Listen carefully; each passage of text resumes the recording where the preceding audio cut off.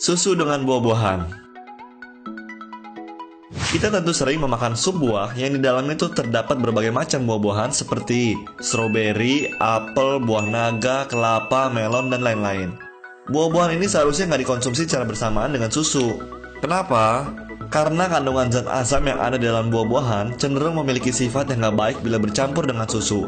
Apalagi susu yang berprotein tinggi atau susu dengan pH lebih dari 7. Hal ini bisa mengakibatkan gangguan pencernaan bagi mereka yang mengkonsumsi susu dan buah-buahan dalam waktu yang bersamaan. Kedelai dengan bayam. Banyak orang yang sering mengkombinasikan makan siang mereka antara sayur bayam dengan tempe goreng. Hati-hati, kedelai itu nggak cocok bila dikonsumsi secara bersamaan dengan sayur bayam. Asam oksalat yang terkandung dalam bayam dapat bereaksi dengan kalsium yang ada pada kedelai sehingga membentuk endapan yang sulit melarut. Selain itu, penyerapan kalsium menjadi kurang optimal dan menimbulkan penyumbatan di perut. Makanan laut dan bir. Makanan laut mengandung kadar purin dan glycine yang tinggi, sedangkan bir itu kaya dengan vitamin B1 yang dapat mengurai kedua kadar itu. Ketika menikmati makanan laut dengan minum bir, hal ini akan mudah menyebabkan kadar asam urat dalam darah melonjak, sehingga menyebabkan terjadinya gout, yaitu seperti encok, bahkan timbul penyakit ginjal, radang persendian, dan penyakit-penyakit yang lain. Susu kedelai dengan telur.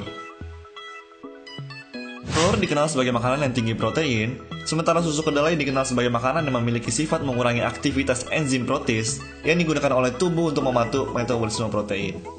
Intinya, ketika dua jenis makanan ini dikonsumsi secara bersamaan, bukan nggak mungkin tubuh justru menjadi lemas dan gizi tidak terpenuhi akibat kekurangan protein. Tubuh tuh nggak akan mendapat protein yang baik dari telur jika dikonsumsi bersamaan dengan susu kedelai.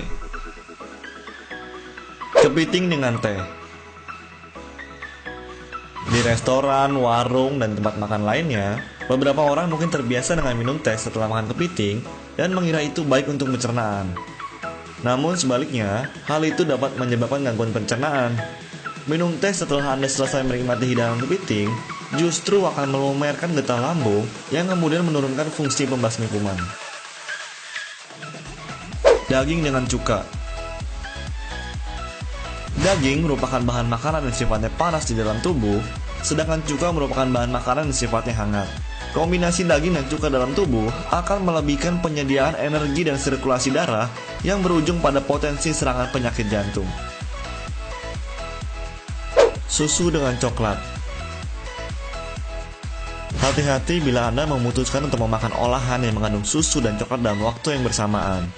Faktanya, susu itu kaya akan protein dan kalsium, sementara coklat itu banyak mengandung asam oksalat.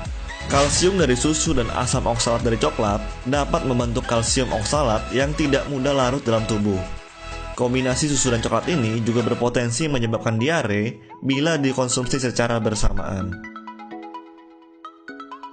Udang dengan vitamin C. Resiko serius akan dialami oleh seseorang yang memakan udang bersamaan dengan makanan atau minuman yang mengandung vitamin C. Contohnya kayak es jeruk. Pada dasarnya, udang itu mengandung arsenik pentaside dan jika bertemu dengan suplemen yang mengandung vitamin C, akan terjadi reaksi kimia di dalam perut yang mengubah arsenik pentaside menjadi arsenik trioside yang sangat beracun. Hal ini dapat mengakibatkan hati, jantung, dan ginjal yang rusak, lalu usus yang keluar darah, pembuluh darahnya melebar, hingga akhirnya seseorang tersebut meninggal dengan kelima panca indera yang mengeluarkan darah. Daging kambing dengan buah semangka.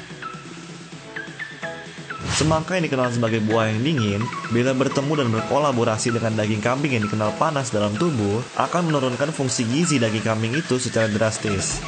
Terutama bagi penderita astenia limpa, kombinasi makanan daging kambing dan buah semangka berpotensi membahayakan energi dan mengganggu limpa serta lambung.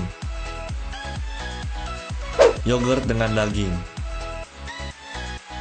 Makan sandwich yang di dalamnya ada daging ham bersamaan dengan yogurt ternyata berpotensi menyebabkan kanker.